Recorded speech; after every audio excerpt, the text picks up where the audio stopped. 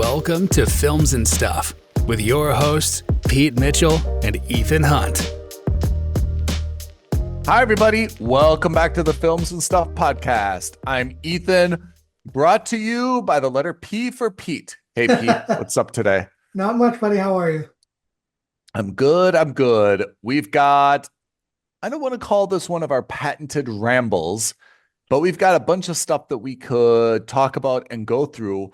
In 2016, you and I watched The Accountant, starring Ben Affleck.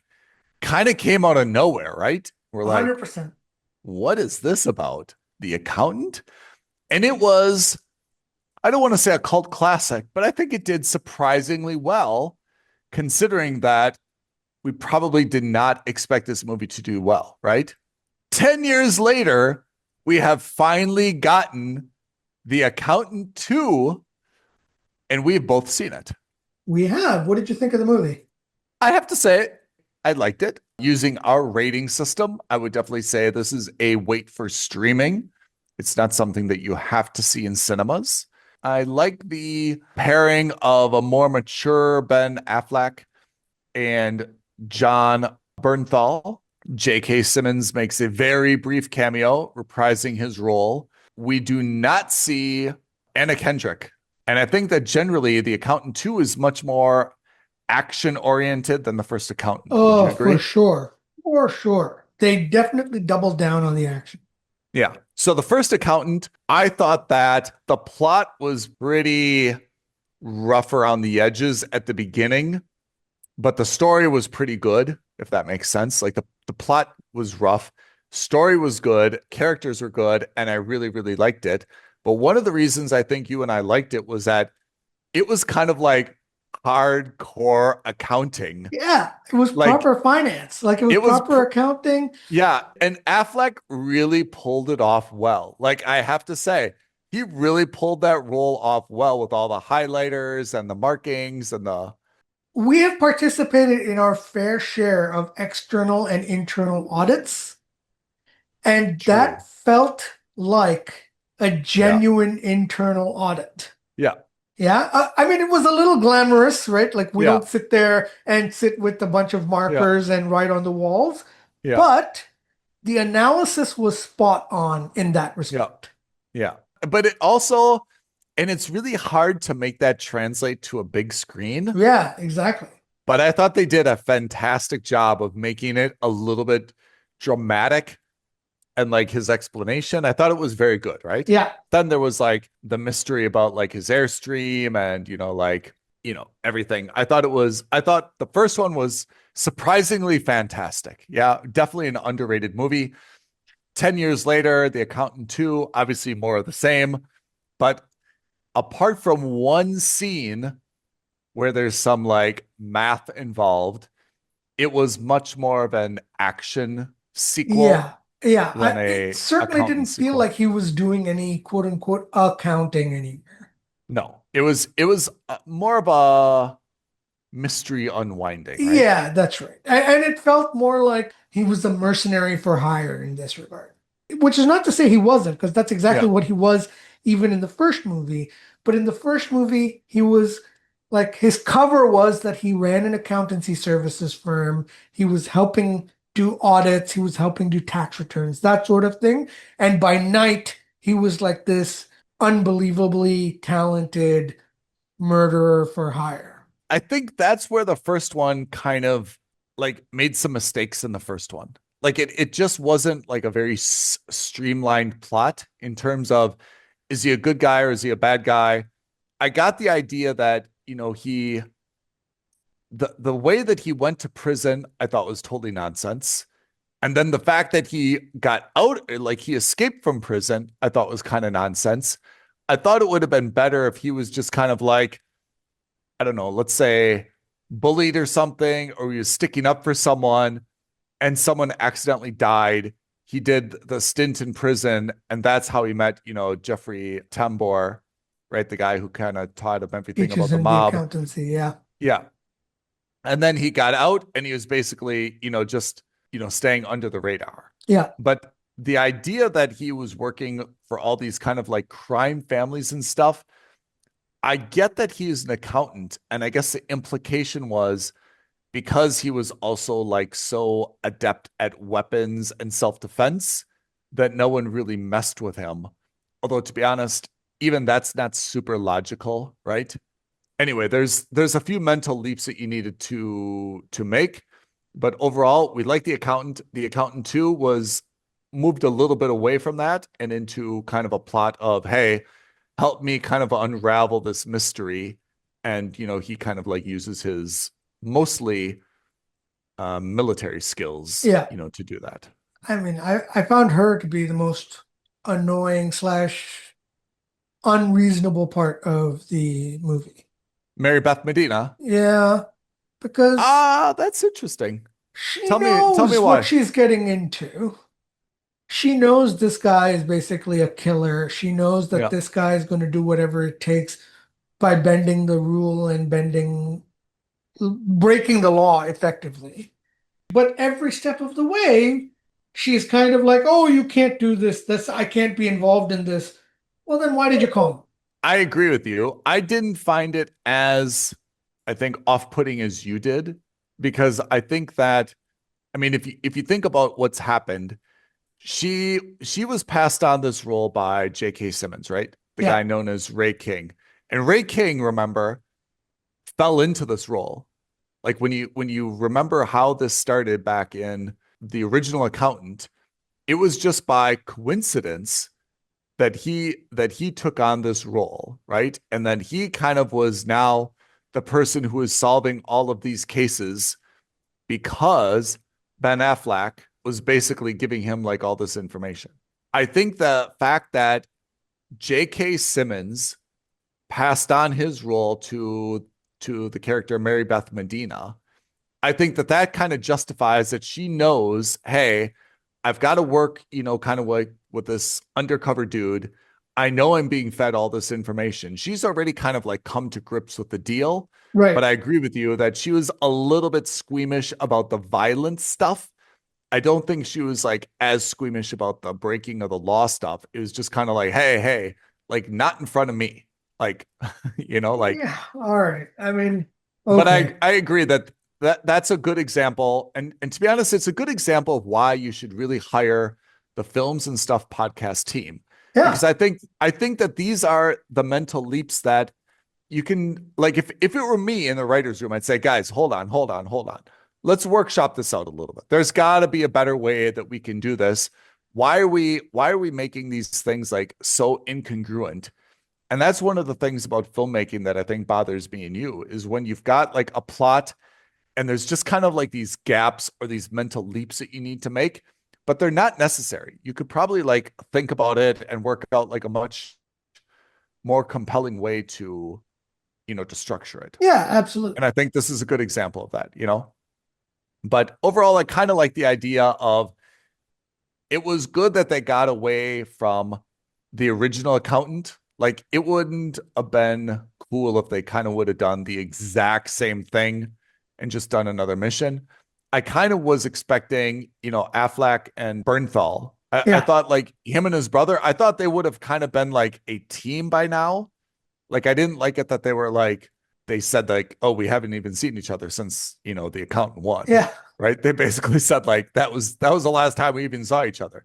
I thought it would have been good if they would have been like, now they're their own like duo. Yeah. And they're doing everything together. And, they got pulled back into this thing. And Bernthal's like, why? We've got a very, very lucrative business. You're the brains. I'm the muscle. Everything's going well. Like we've got this really good, thing going. Why are you getting sucked back into this thing? And I thought that would have been like a little bit of a better way to do it. I think that would have been interesting. I think that would have definitely been. Ultimately, I think that the movie was still fun to watch. Yep. I just don't think that it's one of those ones that was like a sleeper hit. Like the first one I thought was much better. Personally, I enjoyed it more. I still enjoyed this, but I think that this is something that I would keep on in the background at home. Like I wouldn't have gone to the cinema. Of course, I did go to the cinema, but that's not my point. My point is, I wouldn't recommend you need to go to the cinema to watch this. I think you'll have equally a good time watching this at home. Yeah. I have to say, as much as I liked it, I really wish that you and I would have been hired, even on a pro bono basis, just to kind of advise on some of the things, because I thought that there were just some of these glitchy little things in it that were a little bit unnecessary and detracted from what could have been like a really, really decent movie. Yeah. You know? And that's what bothers me, is when these things don't kind of like live up to their potential. So for example, I get that Bernthal's supposed to kind of be the badass, but you know, like this one scene in the opening scene where he's like rehearsing this monologue again and again, right? And you're made to think that he's got like a baby, right? Yeah. And that he's going to ask the mother, like, hey, can I see my son? And it's about adopting a dog. Yeah. You know, like this is kind of like I get the idea that like it would have been great that he wanted to always adopt a dog, adopt a dog, adopt a dog. He could never pull the trigger. Like, you know, something was happening, right? And he never did it. And, you know, Affleck's character is like, look, you keep talking about a dog. You never adopt a dog, you know, like just go for it, or you're a cat person, which I thought was great, right? And then Braxton, you know, like finds a cat, and the cat's like always following him around in battle or something, and he saves a cat and like puts in the backpack and like gets it out of the building before it blows up or something. Like I thought that there was a better way to kind of take these tropes, but I felt like they took some not bad ideas, but they just kind of like ruined them in a way, you know? Yeah. They were underbaked. Let's put it that way. Yeah. Maybe not ruined, but I think that you're right. That's a good way to say it. Yeah. There's definitely potential that they could have followed through on that humorous aspect of the show if they wanted to. Yeah. I felt a little bit queasy, I have to say. Like, I love that I can't remember what the name of this academy is, like Hudson Academy or something, that he's always been supporting, right? And it's got, you know, the lady who calls him, you know, Dreamboat. Yeah. Right. And there's super team of like children soldiers now. Yeah. Like, again, I liked it when it was more on the down low and not like so institutional. They've got like a CIA ops center now. Yeah. And like I didn't like that. You're right. Actually, that's probably the biggest, not flaw, but that's probably the biggest like red flag for me in the movie. I liked that in the first one, it was just this one challenged lady who he knows from his childhood, and they became good friends, and they were able to kind of keep that up because she's actually a super smart genius that's overlooked because of her condition, and she uses that to her advantage. But now they've got like a little op center. They've got 3 kids working for them, and each of them are on a challenge. I was just like, oh, yeah, I don't think you need that. Yeah, I thought that was a little bit much, to be honest. You know, it was, I have to say, the one thing, it was cool to watch them go through the process, though. Yeah. A little bit scary as well. But it was cool to watch them go through the process of, hey, like, can't get her face from the CCTV. Oh, wait, someone took a selfie. Let's find out who it was. Like, I thought that was kind of a cool process, but I thought it was a little bit too much. And maybe it hit home like a little bit too much on the nose, like how intrusive it was into the privacy and stuff like that. You know, like, oh, like, okay, turn her TV volume up so she's distracted. Get her printer printing so she's distracted. Ring her doorbell so she's distracted. It was just, I thought that was a little bit too slimy. And because they're supposed to be the good guys, right? Like, yeah, exactly. And all this to get a selfie. I think there's better ways to have done that, but anyway, that is The Accountant 2. I definitely think everyone should see it, but it's, for me, wait for streaming. It's not really something you need to do. 100% agree. It's a wait for streaming. All right, Pete, let's ramble about some stuff if you've got a few minutes. We watched Citadel on Amazon Prime. Oh my God. 2 years ago? Yeah, something like that. And it stars the double handsome but equally crap actor Richard Madden, right? Bless. Poor guy, man. Poor guy. He's just so handsome and has no skills as an actor. So I can give that compliment and criticism at the same time. Priyanka Chopra, who's pretty as all get up, Also can't act out of her paper bag. could not act out of a paper bag. And especially, I could see her acting as someone's like wife. I cannot see her acting as a top class Citadel spy agent. And then Tucci, who must have been like, why did I get these two idiots? Like, how am I supposed to make this scene work? Right? Like, so we roundly panned. We thought Citadel was equally brilliant as a creative series and equally awful in terms of casting, plot, acting, everything else, right? I stand by my original complisult, which is a compliment and insult, Oh, which is to say, conceptually, what the Russos came up with was absolutely brilliant, so brilliant. right? To have one show and have multiple spin-offs in different parts of the world and kind of create your own Citadel verse. So good. Brilliant. Problem was, because they're the Russos, Amazon said, how much money do you want? 200 million? That's not enough. Here's $1 billion. Yeah. And then Amazon said, you're the Russos. You made 2 or 3 of the most successful Marvel movies, which is the most successful movies of all time. We're going to cover our eyes, plug our ears, and we're going to go sit in a dark room for the next year and a half while you come up with this concept. No oversight whatsoever. And that's the problem with someone like the Russos. And don't get me wrong, they're great. But even if it's a check for $1, there should always be oversight. Yeah, and if the directors and if the producers have a problem with that, well, screw you. We'll go with someone else. Yeah, I agree. I mean, conceptually it was great, but again, I just felt like, and I'm really surprised that the Russos were kind of like so tone deaf on it. Again, like just the casting right away, I would have thought like someone should have just kind of said, hold on, hold on, hold on. Like, let's just look at the people that you're casting here. They absolutely don't look like people who are Citadel spy agents. Get someone who's a little bit grittier that you can believe in. Oh, you want them to be like romantically linked? Try to find people that you kind of see as, I mean, a couple together. No chemistry. Richard Madden, first of all, just physically, Richard Madden strikes me as very, very tiny. I don't know what his size is, but he strikes me as one of these double handsome, but very, very petite men. Yeah. Priyanka Chopra, like, I'm not saying like body shaming, but she is not like a waifish woman, right? Like, I feel like she is a normal sized, beautiful woman. They don't look like they're a couple. They're not the same shape. There's zero physical and emotional chemistry between the two of them. Totally agree.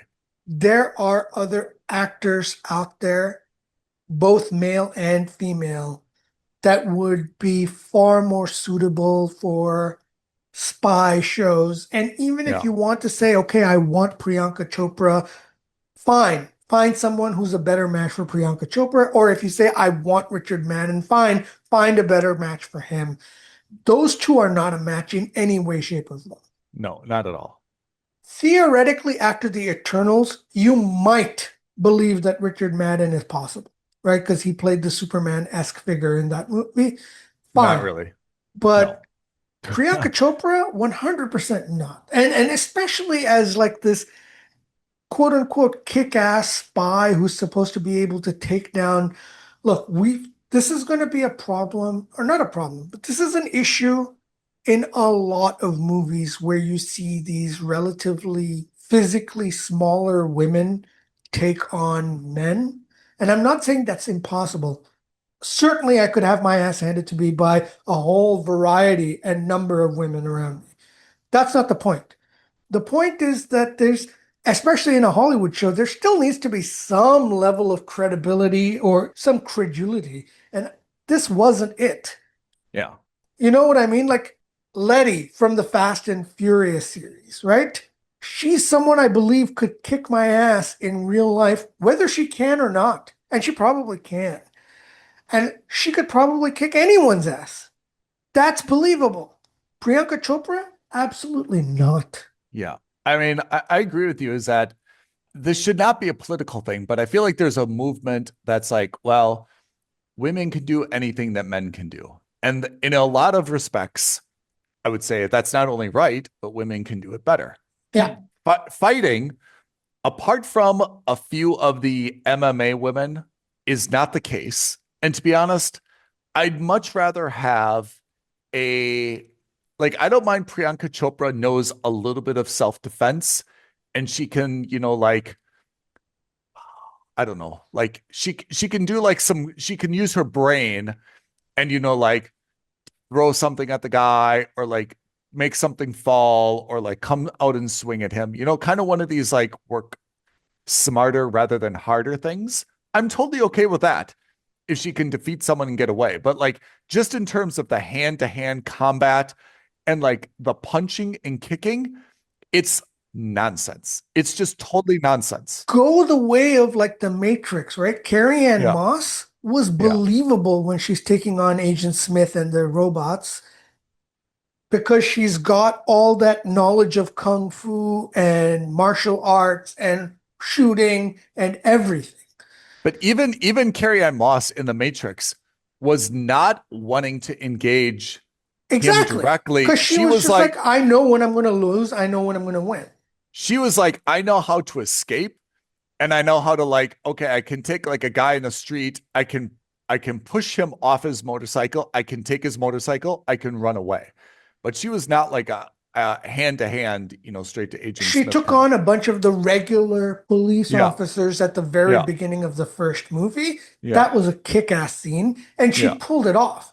Yeah. Nothing Priyanka Chopra did in No. the 8 episodes of Citadel, or 10 episodes, or whatever it was. Six. Oh, wow. Yeah. Nothing she did made me believe that she could take any of them on. No. So, as negative as we are on Citadel, Yeah. I raised this because, and this was in 2023, so this was kind of like 2 years ago. Last year, 2 more Citadels were released.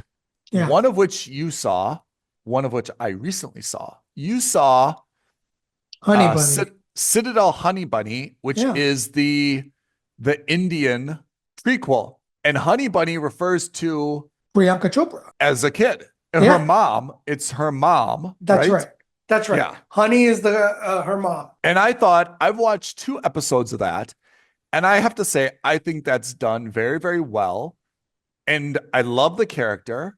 And I love that it shows kind of how Priyanka Chopra as a Citadel agent came about, right? I thought that was quite good. So her daughter, right? She's living in hiding with her daughter, Nadia. And then Nadia is Priyanka Chopra's character. Correct. Okay. What would you rate Citadel Honey Bunny? What's your rating? I gave it a mooch someone's password. Okay. I recently watched Citadel Diana. Yeah.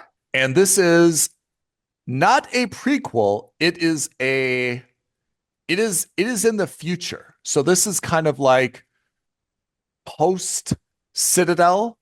And I thought that Citadel Diana, which also came out in late 2024, was fantastic. Okay. So again, if you remember the original Citadel, Citadel is kind of like the international borderless, governmentless agency, the good guys, right? Yeah. It's Richard Madden and Priyanka. And their nemesis is the international crime syndicate known as Manticore, right? Okay. In Citadel Diana, Manticore, they have wiped out Citadel, allegedly. There is kind of like a different Manticore in each country, so there's like, think of it as like the mob, but there's like a mob boss in each city or in each country, so there's Manticore Italy, Manticore France, Manticore Germany. These are the only 3 that, to be honest, we're exposed to. And Diana is originally a Citadel agent, and she goes like undercover and gets hired by Manticore. And then when Citadel is wiped out, she is like the last Citadel agent, but on a day-to-day basis, she's working for Manticore. And that's kind of like the plot in terms of that. I thought it's fantastic. It stars this Italian actress, Matilda De Angeli, and she is like, I don't know, like instantly fell in love with her. She's fantastic. She is extremely tiny. And of course, she's got the same type of fighting capabilities as we saw Priyanka Chopra had in the original Citadel, which I found not believable. But to be honest, she's a very, very skilled martial artist. Like she must have trained, either she has a background in like some type of martial arts and fighting, or she must have trained extensively because she's very, very good at it. But I thought that this is a must subscribe. I really, really liked it. I have to say, it has all the same Citadel Russo hallmarks. Like you said, Amazon gave them 200 million, or they asked Amazon for 200 million and Amazon gave them 600 million. I mean, the production value is very, very high. I mean, everyone is dressed in Italian luxury clothing, right? Everyone's got beautiful loafers on. Every scene, they've got a different pair of like smart trousers on, the jackets, the dresses, you know, the sunglasses and accessories, the cars that everyone drives. Spared no expense, definitely, on the production value. But I really, really liked it. And I have to say, it takes place sometime in the future. I don't want to say it's kind of like a 2030 implication, but it might be. But there's definitely a much more sci-fi / tech slant to it, where, you know, kind of the weapons are more techie and sci-fi-ish. Some of the capabilities are more techie and sci-fi-ish. A lot more things in terms of, I don't know, everything's kind of like digital and wireless and electronic. It's definitely not analog, you know, like Honey Bunny was. So I have to say, I think it's fantastic. In terms of it being a Citadel series, apart from the fact that the lady works for Manticore, apart from the fact that they make references to Citadel, this is really a standalone miniseries. Right. Like there's no crossover in terms of characters. There's nothing else like this. There's definitely going to be a season 2 of this. Like it ends in that way. But I thought it was fantastic, and I would highly, highly recommend that you watch Citadel Diana if you get the chance. Okay. That's my take on it, but it's given me, and I'm going to start Honey Bunny now. I've watched the first 2 episodes of Honey Bunny, and I really liked it, I have to say. So for me, these 2 Citadel series have kind of like redeemed the franchise a little bit. Not so much as it makes the original Citadel palatable to watch. It's still insufferable. But I think that in terms of like the franchise itself, I can say that I've got better vibes about where it's going if they're going to keep making spinoffs like this. Okay. Anyway, that is our little ramble. All right, my friend, before we go, do you want to read off our social media creds so that everyone can write to us, agree, disagree, make suggestions, comments, feedback, and so forth? Absolutely. DM us on Instagram at Films and Stuff Podcast. The best thing you can do, however, leave a comment below, like this video, subscribe to our channel, and hit that notification bell. He could not have said it better myself. It was a pleasure talking about The Accountant and other stuff today. And we will be back next week to discuss Ballerina, a John Wick something spinoff, on the next episode of the Films and Stuff podcast. All right. Thanks, Ethan. Thanks, everyone. Thanks, everyone. Bye now. Thank you for listening to another episode of Films and Stuff. If you haven't already, please subscribe and review on Apple Podcasts, Spotify, or wherever podcasts are downloaded. Films and Stuff. There is no substitute.